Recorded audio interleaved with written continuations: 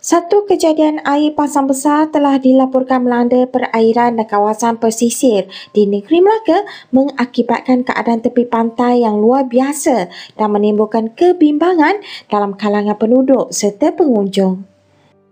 Menerusi beberapa klip video yang viral di media sosial, ombak besar dilihat merempuh struktur pesisir serta kawasan kampung bersebelahan laut, manakala penduduk tempatan dilihat berada di lokasi untuk merakam kejadian tersebut.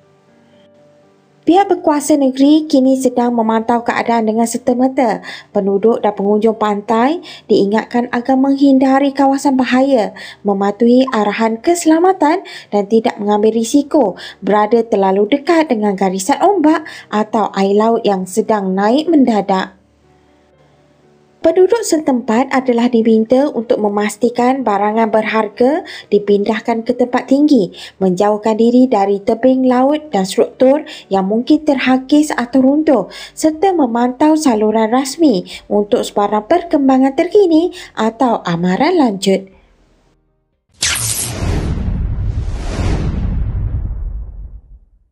Assalamualaikum, selamat pagi. Fenomena air pasang besar tak boleh nak jangkakan. Walaupun carta air hari ini 2.3, tapi air mulai melimpah disebabkan angin barat yang terlalu kuat.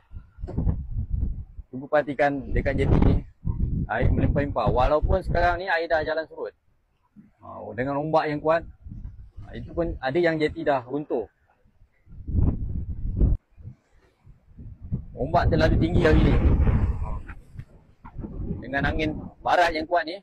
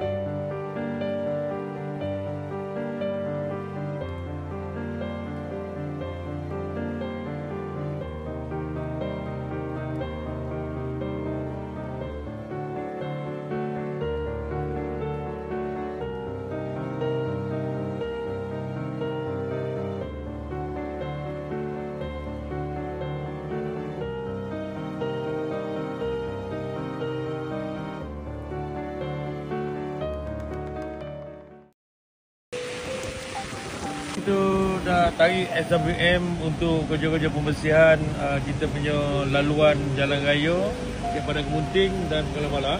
Lepas tu kita buat kerja-kerja pembersihan flushing gunakan water jet untuk pejalan kaki. Semua pejalan kaki tu kita akan basuh sehingga selesai lah.